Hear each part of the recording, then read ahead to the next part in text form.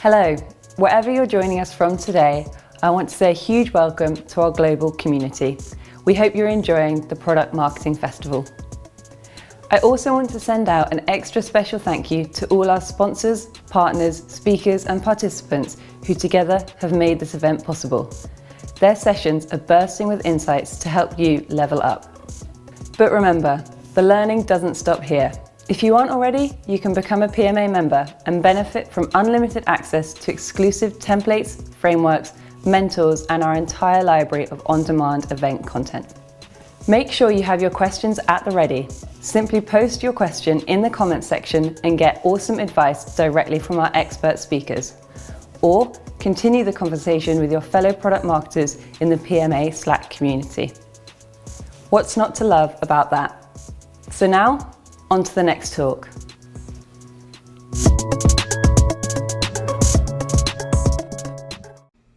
All right, well, welcome to my session here at the Product Marketing Alliance Festival 0 to 1, How to Build a Compete Organization. Thrilled to have you with me here today. My name is Garrett, Senior Manager of Product Marketing at Jamf. We are a publicly traded software company in the US on the NASDAQ that focuses on building software to help companies manage Apple devices at scale. So feel free to reach out now or after the session. More than happy to connect on LinkedIn or on Twitter and continue this conversation. Always love meeting fellow folks from PMA. So what are we going to cover today? This is basically my journey over the past couple of years as we've built a compete organization at Jamf. And so I've broken it up into 3 categories. Step number 1 is planning. Step number 2 is launch. And step number 3 is growth. And I think broadly we can all relate to one of these the most strongly, right? Whether you're kind of stuck in a pre-compete world, whether you're getting ready to launch or just did, or you've already got compete, but you're looking to scale it. One of these is probably sticking out to you like it would have to me a couple of years ago before we had compete at Jamf. So why do we need this? What is the deal with compete and how do we build one oftentimes from the ground up? That's what I want to begin with. I would define compete like this. It's really the marriage of competitive intelligence with sales enablement. And so you're part-time analyst, part-time trainer, kind of sitting at the intersection of marketing, sales, and corporate strategy. That's really where I find myself most days of the week. And so really between competitive intelligence looking outward at the market and sales enablement looking inward at your own teams, I think that's maybe one of the best ways that I've found to define what this is. Now, beyond what this is the question of what do we bring to the organization, and put a little more bluntly, why is this of value and why is it worth time and resourcing to the company? So on the side of competitive intelligence, it's building better market awareness, reducing manual tracking, and building a single source of truth. These are all massive pain points that I think we could devote 30 minutes to each of those bullets. But I think you've seen this in the same way that I did before we had compete at Jamf. We had a market awareness that was largely decentralized. It was very manual, very time intensive, and it lacked a single source of truth. So when somebody had a question about the market or a competitor, it was kind of a gut feel response. Well, we think they're a competitor. We think they're moving into this market. A couple of us collectively think here's what we should do. But there wasn't a great way to speak with a unified voice and any kind of centralized source of truth. Now, on the sales enablement front, what are we trying to accomplish and what do we bring to the table? It's improved sales rep knowledge, which is always a challenge because sales reps are very busy. And so we're always looking to take their knowledge of our products, of the market, to the next level, but in a way that does not compromise their primary mission, which is, of course, generating revenue for the company. We want a better win rate, which we think is built upon that foundation of knowledge, and that comes with competing more effectively, understanding your tools and resources better, pulling in resources from around the organization, and ultimately seeing that win rate tick up month over month. And then finally, building living enablement resources. These are not static, they don't get outdated, they are continually updated. That is really hard. It's very easy to say in a presentation like this, very hard to do in practice. But the way that we do it is by kind of continually infusing competitive intelligence across that line into sales enablement. So we'll talk about that in a little bit here. So let's jump in. Step number 1, planning for success. How do we build this organization when it does not exist in the first place? And I remember sitting there, this was a couple of years ago now, I actually had different responsibilities. I was leading our flagship product, which is Jamf Pro, responsible for a large amount of revenue. There was a lot of responsibility there, but we knew there was a gap. And we were starting to feel the pain points from really understanding that gap and kind of feeling that pain month over month.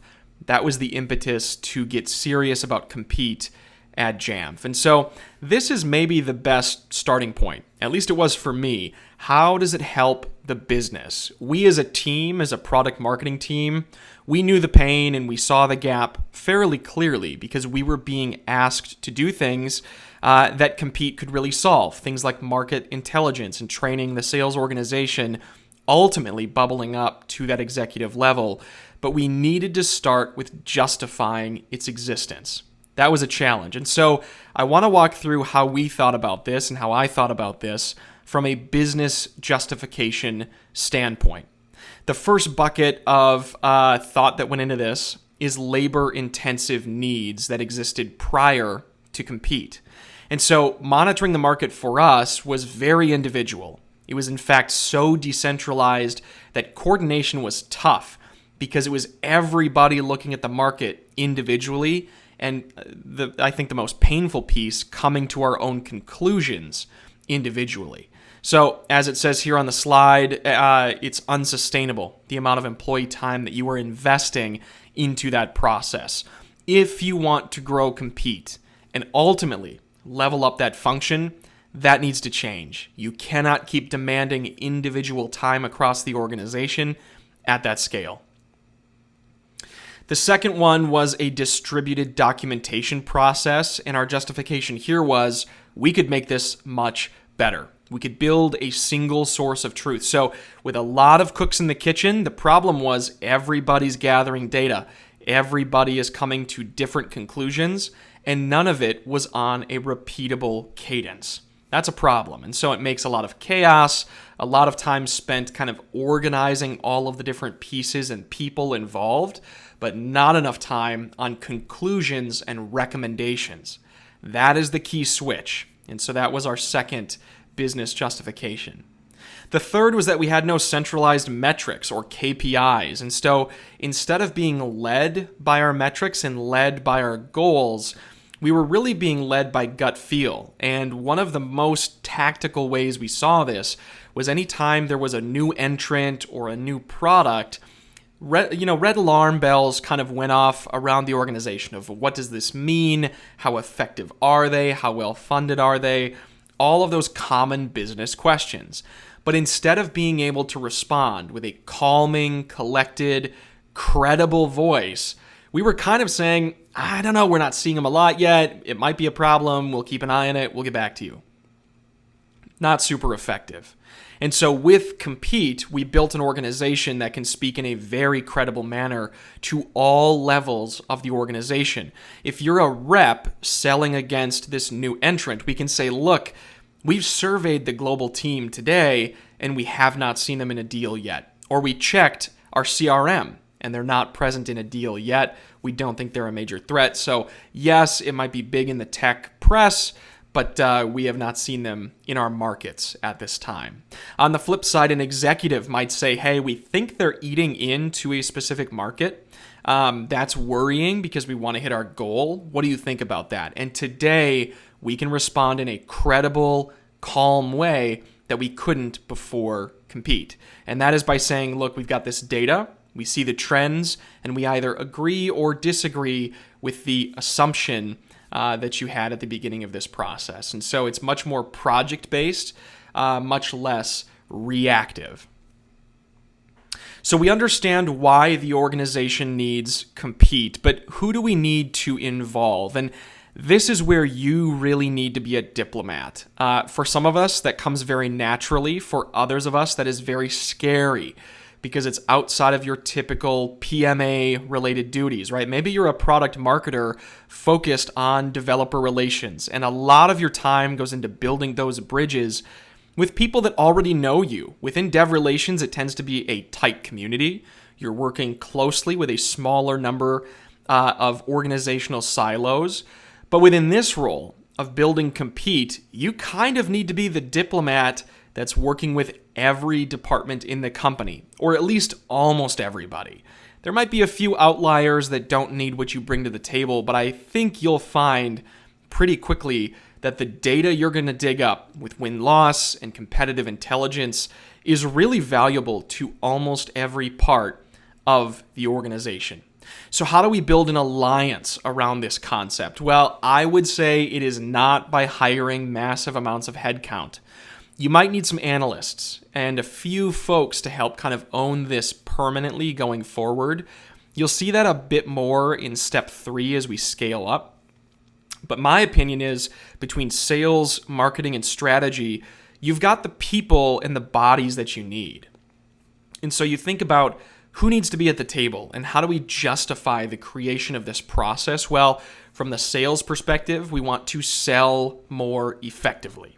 From the marketing perspective, we want better intelligence about what's going on in the market, right? And we see some of that with business intelligence, but there's a gap there. And the gap for marketing could be, how are our competitors changing? And what do we do about that as a go-to-market team? And then there's the corporate strategy functions, which, if you're a smaller organization, might be pretty limited. This might be the founder and one of their VPs. If you're a big enterprise, you have a well-established corporate strategy function. And I would just say, whoever those people are, get in touch with them and explain what you're trying to do here and how it can help them with their day-to-day lives.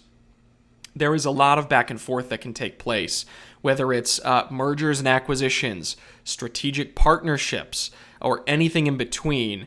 Hitting those corporate high-level goals, that is strategy, and you can really help with that with a Compete practice. So we've talked about what it looks like to define the problem or the gap, to build a justification for what you're going to do about it, and who needs to be on your side as an ally before you march forward. The second thing we're going to talk about now is how you get that rocket ship off the ground. And I think this is where the rubber really starts to meet the road, because you've done a bunch of planning. You've, in a lot of times, made some promises along the way of, we're going to help your team. You'll have better data, more insight, more transparency. Now it's time to make it reality. And anytime you are building a function from net zero, right? This is a net new function for the company or a new process for your organization. That can be stressful, and it's very important to understand that this is something that some of you will just say, I am very comfortable in this mode. For some, this is going to be very uncomfortable. You prefer well-established process. So do a little soul searching and understand where you fall on that spectrum, because whether you are very comfortable being an entrepreneur or a little more hesitant, you're going to kind of need to put on that hat either way. To make this successful, you need to dig in and be that leader through launch. So what does it look like to launch this program? Well, number one, it is scoping out training, and this can really be a huge amount of work. Depending on the size of your organization, it might be as easy as kind of casually polling your 10 or 20 colleagues, right? You might be a small company.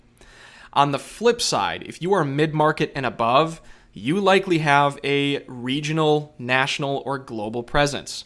You likely have multiple teams that segment out different territories. You might have different languages across the world that you're dealing with, and different competitors in different regions around the world. They might be region specific, they might be multi-region, but whatever it is, you need to wrap your arms around that right now as you build that Compete platform. The second thing I would say is that your BizOps organization, if you have one, can be a big ally here because you do want to tie into business intelligence. And that might be a platform that's pulling data from your CRM and kind of bubbling it up and aggregating in a BI tool. Maybe not. If you've got one, it is a boon. Just be aware that it can be pretty demanding on your time.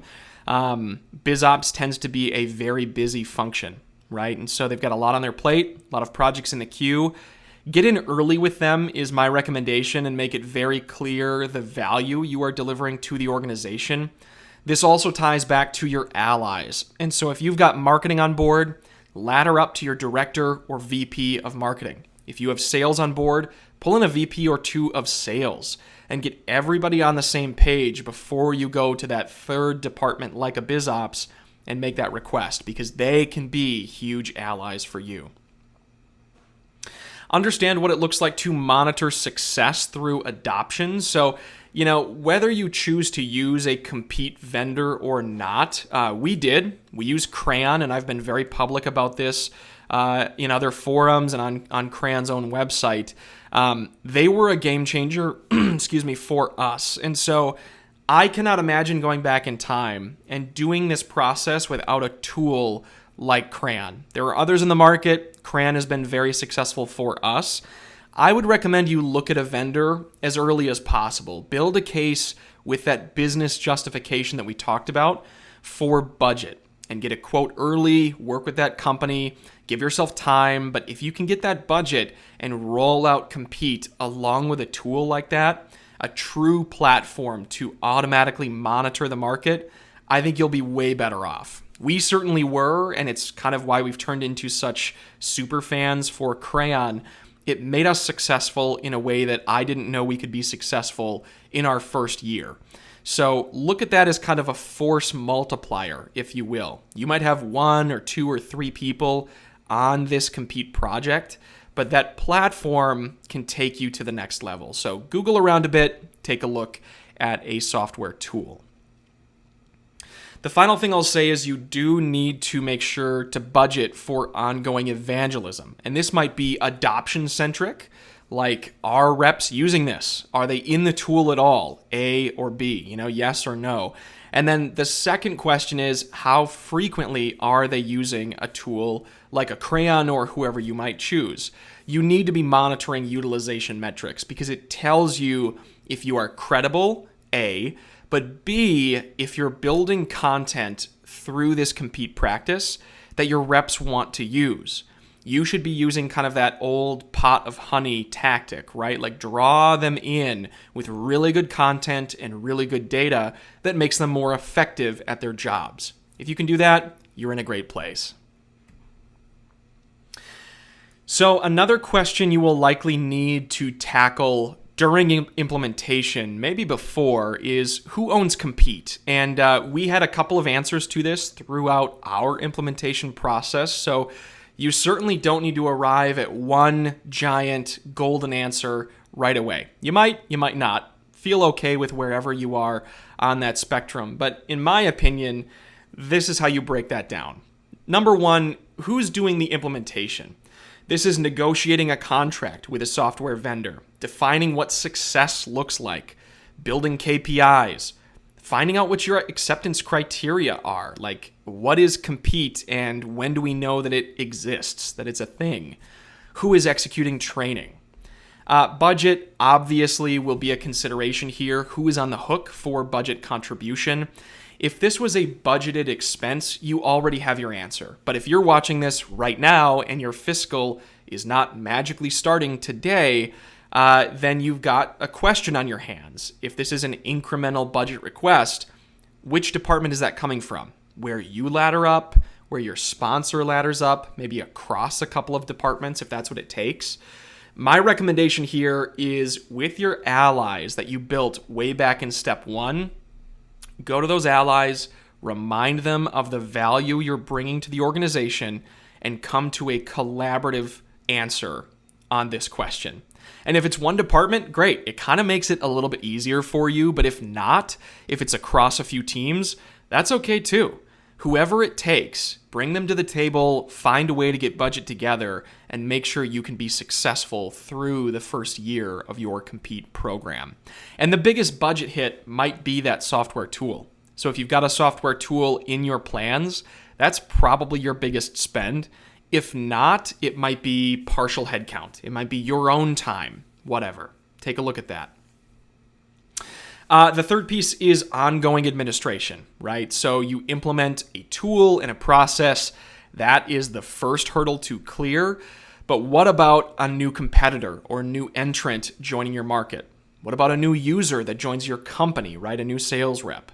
What about deliverables, reporting, analysis, management, on and on and on?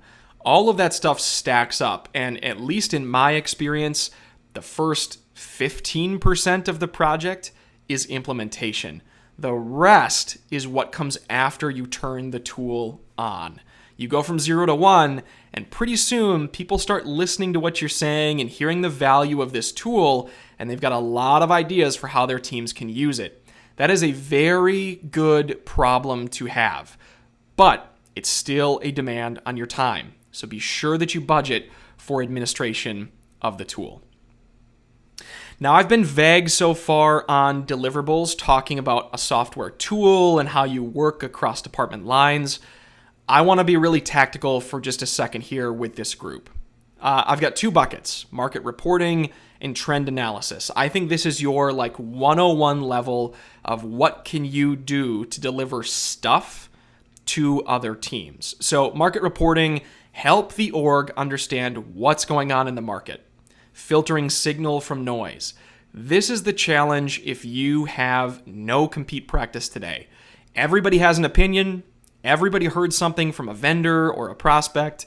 How do we filter that down and make it regular and automated and report only on what I call Tier 1 information? Tier 1 information, in my definition, is market moving.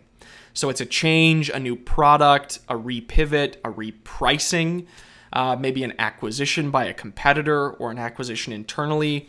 These are very big changes that will change how you inherently sell, and also how you inherently are competed against by other companies. Trend analysis, on the other hand, has a longer term view, whereas market reporting is kind of a slice in time, maybe a quarter, right? Like the previous quarter. Trend analysis looks quarter over quarter, month over month, or year over year. Depending on who I'm talking to, I'm using different measures of time. So it might be a trailing 12. That's probably the most common slice. But often you're looking year over year. You're looking at specific products or specific markets. So just be sure you define that with your stakeholders. If it's a director of marketing for Europe, for example, make sure you're drilling down with that individual and understanding what's valuable to them, because that helps you build that trend analysis before you come back in a couple of weeks or in a quarter. You've got the right data. They can take it, read it very quickly, ideally before the meeting, and make decisions based on what you provide. All right, so we've talked about building the business case for Compete. Then we rolled into how you get this thing off the ground, what it looks like on day one. At a certain point in your life cycle, you are going to hit this place where Compete exists, and at least some of the company knows it's a thing, right? And you're starting to get questions from different departments, maybe different global regions. Hey, I heard you do this thing. Can you help us with a problem we're having in country or in product? Yeah, I would love to. We always want to expand competitive intelligence and Compete. So we'd love to help. What do you need? Well, when that question is asked, you're right here on step 3. You are in growth mode. You're expanding Compete's reach across the organization. So the first thing, congrats. Not everybody makes it to this level. You've probably fought for and won some budget. You might have your own time or somebody else's time to support this program. This is a big accomplishment, but now you're kind of entering brand new territory because the problems that plagued you and that you fought through in previous stages, those are not the problems you're about to encounter. And the solutions you had for getting this thing off the ground, those are not the same solutions you need to be thinking about and implementing going forward.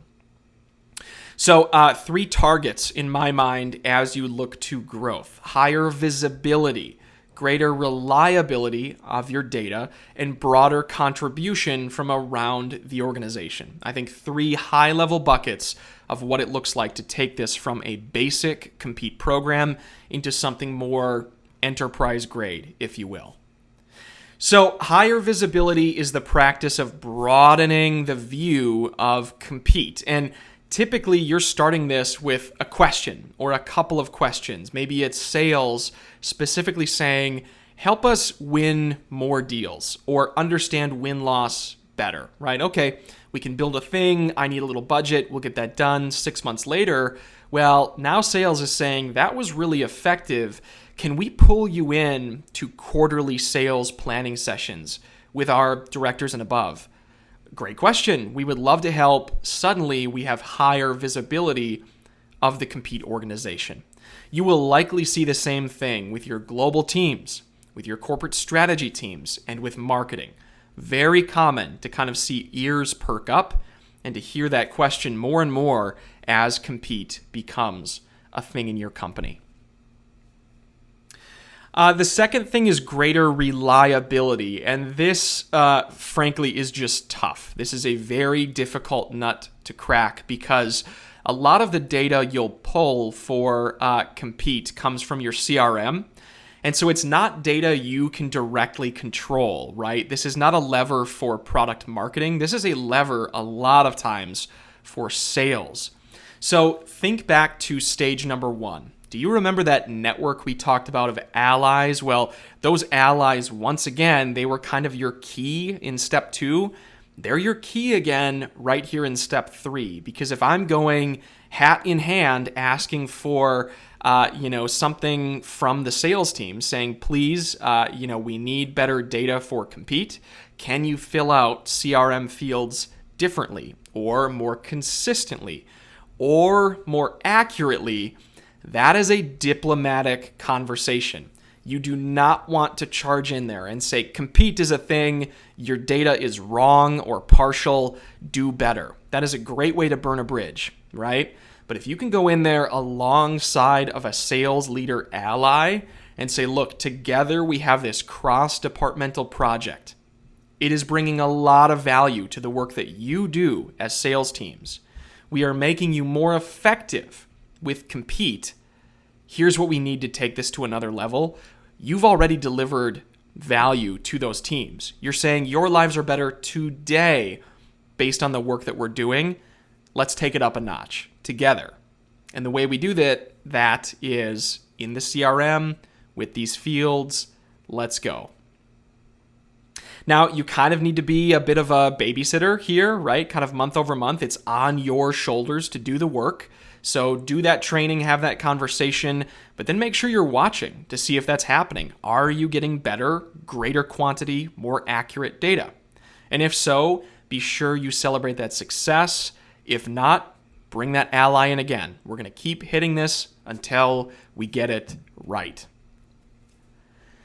The final thing I'll say is broader contributions. And really the point here is that this cannot rest on your shoulders alone as you scale. When you're implementing, it is very likely that you are in some way the key stakeholder or owner of this project. It kind of lives and dies based on your work, right? If you do a good job and build a network of allies and get some budget, well, that thing can really take flight. And if you don't, and you fail to do that, and you're distracted and other things take priority, then it's not going to be what you need it to be. But once you hit growth stage, that cannot be the case. You cannot become a bottleneck. And that very often is what happens when the influx of projects hits, right? And so the temptation is for you to say, I'm going to cover everything because for months or a year, I have been building this program with the hope that someday we would be this busy.